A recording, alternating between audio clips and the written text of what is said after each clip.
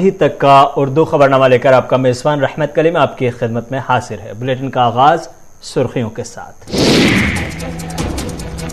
वादी कश्मीर के श्रीनगर में 2 मकामात पर सिक्योरिटी फोर्सेज और मिलिटेंटों में झड़प। सिक्योरिटी फोर्सेज ने दोनों मकामात पर एक लश्कर के मिलिटेंट को किया हलाक। सलीम पर्रे और हाफिज हमजा के बतौर दोनों की हुई शनाख्त है। हाफिज है पाकिस्तानी। NIA की हिरासत में मौजूद अरसलान फिरोज के वालिदैन ने महबूबा मुफ्ती से की मुलाकात। महबूबा मुफ्ती के सामने अरसलान के वालिदैन ने अपने दर्द का किया इजहार। PDP सदर महबूबा मुफ्ती ने वज़ीर दाखिला अमित शाह को मकतूब किया इरसाल।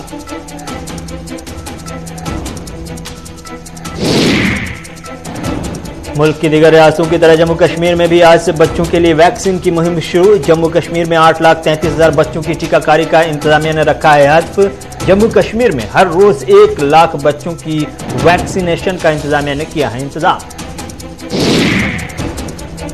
जम्मू कश्मीर में बदअमनी फैलाने के लिए पाकिस्तान मुसलसल भेज रहा है ड्रग्स और हथियार। आज LOC पर BSF के जवानों को मिली बड़ी कामयाबी। पाकिस्तान से भेजे गए 5 हीरोइन के पैकेट और भारी मिकदार में हथियार जब्त।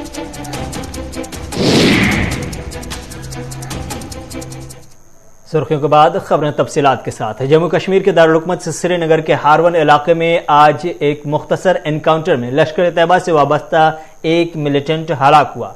दूसरी जानिब शालीमार के गोसो इलाके में सिक्योरिटी फोर्सेज और मिलिटेंटों के दरमियान तसादुम हुआ। यहां भी एक मिलिटेंट को हलाक करने में कामयाबी मिली है। इत्तला के मुताबिक हारवन इलाके में सिक्योरिटी फोर्सेज और मिलिटेंटों के दरमियान मुख्तसर एनकाउंटर में एक मिलिटेंट हलाक हुआ है।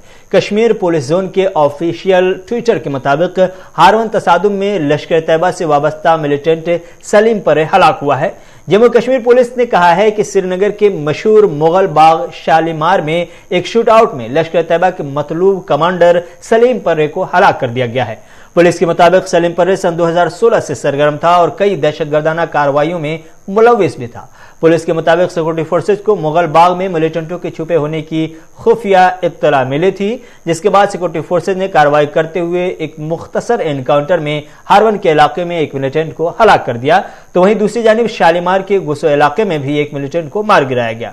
दोनों मिलिटेंटों के पास से हथियार और गोला बारूद भी बरामद किया गया है। श्रीनगर में हलाक किया गया दूसरे मिलिटेंट की शनाख्त हाफिज हमजा के बतौर हुई है, जो कि पाकिस्तान का रहने वाला है।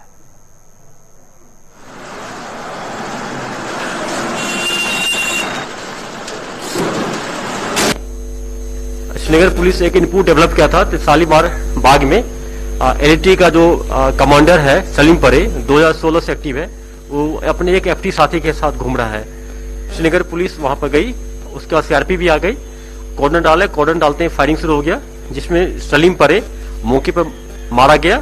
FT वहां से भागने में कामयाब हो गया। हम लोग उसको फॉलो करते रहे और जाके गुसू में दूसरा विलेज में उसको हम लोग कॉर्डन डाले, फिर आर्मी भी ज्वाइन कर ली। फिर दूसरा इनकाउंटर में आर्मी CRP पुलिस मिलकर दूसरा FT को भी न्यूट्रलाइज कर लिया। ये Jammu Kashmir police security force के लिए बहुत बड़ी किलिंग है, क्योंकि जब से ये एक्टिव हुआ था 2016 में, उसके बाद ये उस एरिया में सुंबल हाजने एरिया में लगभग 1 दर्जन लोगों का गला काट दिया था, स्लिट थ्रोटिंग किया था, बहुत टेरर फैलाया था। और उसके अलावा बहुत सारे लोगों को रिक्रूटमेंट करता था। नॉर्थ कश्मीर में LT का सबसे बड़ा कमांडर था। चंद रोज कबल जहां NIA ने श्रीनगर के सालडगर इलाके से अरसलान फिरोज नामी एक नौजवान को गिरफ्तार किया था, वहीं पर आज अहले खाना ने PDP सदर और साबिक वज़ीर आला महबूबा मुफ्ती से मुलाकात की है। उन्होंने महबूबा मुफ्ती से मुलाकात करके अपने दर्द का इजहार किया है। इस मौके से महबूबा मुफ्ती ने उन्हें यकीन दहानी कराई कि वो अपनी बसात व तमाम वो कोशिशें करेंगी जो उनके अख्तियार में है। उन्होंने कहा कि इस मसले पर वो वज़ीर दाखिला अमित शाह को खत लिखेंगे और उन्हें सच्चाई से आगाह करेंगे। इस बीच उन्होंने ये भी कहा कि गुज़श्ता रोज हमारा यानी PAGD का जो मुजाहरा हुआ था वो सिर्फ हदबंदी के मसले पर नहीं था, बल्कि 5 अगस्त के बाद से लेकर अब तक की तमाम सूरत हाल पर एहतजाज था। देर शाम महबूबा मुफ्ती की तरफ से वो खत भी वज़ीर दाखिला अमित शाह के नाम लिख भेजा गया, जिसका वादा उन्होंने अरसलान के वालिदैन से किया था। PDP सदर ने इस खत में अरसलान की हकीकत और उनके वालिदैन के दर्द को पेश करने की कोशिश की है। साथ ही साथ उन्होंने अमित शाह को याद भी दिलाया है कि उन्होंने जब आखिरी बार जम्मू कश्मीर का दौरा किया था, तब जम्मू कश्मीर के नौजवानों की तरफ दोस्ती और भाईचारे का हाथ बढ़ाया था। सियासी इख्तलाफात के बावजूद मैं इस बात को कह सकती हूं कि अरसलान के साथ जो भी कुछ किया जा रहा है, इस वक्त के वाकये से जम्मू कश्मीर के नौजवानों का भरोसा सरकार से टूट जाएगा और फिर जिस दोस्ती का हाथ बढ़ाने की बात कर रहे हैं वो एक ख्वाब ही रह जाएगा। वजीर दाखिला अमित शाह को लिखे गए महबूबा मुफ्ती के खत में इस बात की तरफ से इशारा किया गया है कि पिछले दिनों जिस तरह से वजीर दाखिला अमित शाह जम्मू कश्मीर पहुंच करके जम्मू कश्मीर के यूथ को, नौजवानों को मेन स्ट्रीम में आने के लिए और दोस्ती और भाईचारे का हाथ बढ़ाने के लिए कह रहे थे, मुल्क की सलामती के लिए, मुल्क के फलाह बहबूदी में अपना हिस्सा दर्ज कराने की बात कर रहे थे, उसका हवाला देते हुए कहा कि सियासी इख्तलाफात के बावजूद हम इसको सपोर्ट जरूर करते हैं, लेकिन अगर अरसलान के साथ ऐसा हुआ तो इस तरह से जम्मू कश्मीर के नौजवानों का भरोसा सरकार से और उठ जाएगा।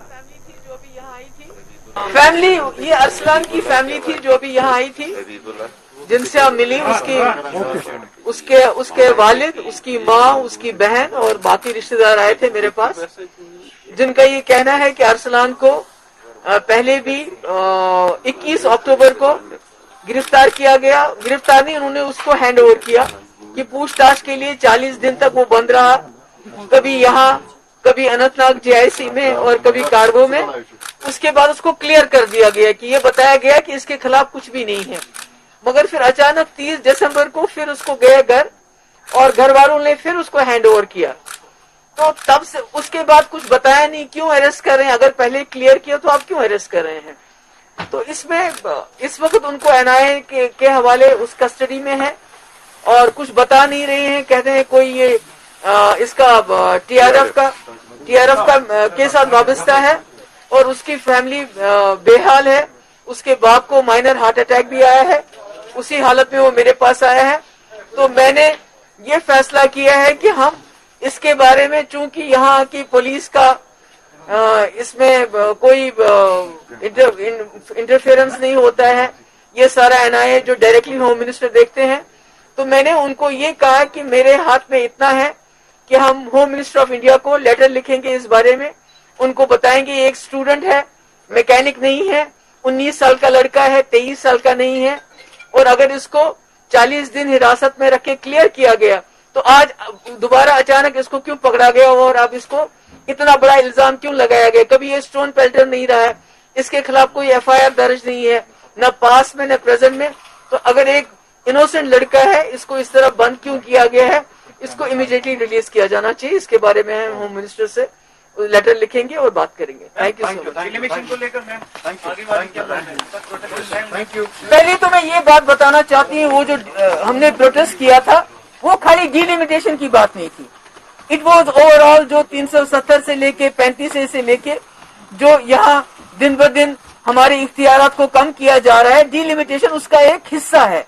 तो जो प्रोटेस्ट था वो खाली डिलिमिटेशन के बारे में नहीं था, वो तमाम जो 2019 के बाद यहाँ डिसएम्पावरमेंट हुई है उसके खिलाफ प्रोटेस्ट। तो महबूबा मुफ्ती का खत दिल्ली के लिए रवाना किया जा चुका है। वजीर दाखिला अमित शाह के नाम उन्होंने खत लिख दिया है। खैर, अगली खबर की तरफ बढ़ते हैं। जम्मू कश्मीर पहले से ही मंशियात के खिलाफ लड़ाई लड़ रहा है। ऐसे में पड़ोसी मुल्क से जम्मू कश्मीर में ड्रग्स और हथियार भेजने का सिलसिला भी जारी है। इस ज़िम्न में आज BSF को उस वक्त बड़ी कामयाबी मिली जब LOC के करीब हेरोइन के 5 पैकेट बरामद किए गए। बताया जा रहा है कि जिला सांबा के SM-पुरा में असलहा, गोला बारूद और मंशियात को जब्त किया गया है। तस्वीरें देखकर आप अंदाजा लगा सकते हैं कि किस तरह से पड़ोसी मुल्क के नापाक मंसूबे आगे बढ़ रहे हैं। आपको बता दें कि ड्रोन के जरिए ड्रग्स और हथियार को भारतीय हिस्से में LOC के करीब गिराया गया था।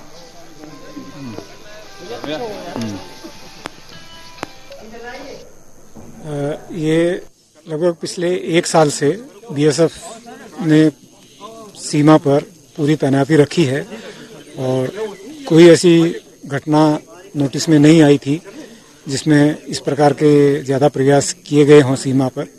लेकिन पिछले कुछ समय से हमें इनपुट मिल रहे थे कि इस प्रकार के प्रयास किए जाएंगे, उसके लिए हम तैयार थे। हमारी तैनाती पूरी थी, अलर्टनेस पूरी थी और उसी का ये नतीजा है कि ये बहुत अच्छी रिकवरी हथियार और नारकोटिक्स की गई है हमारे अलर्ट ट्रुप्स के द्वारा, जिसके लिए वो बधाई के पात्र हैं।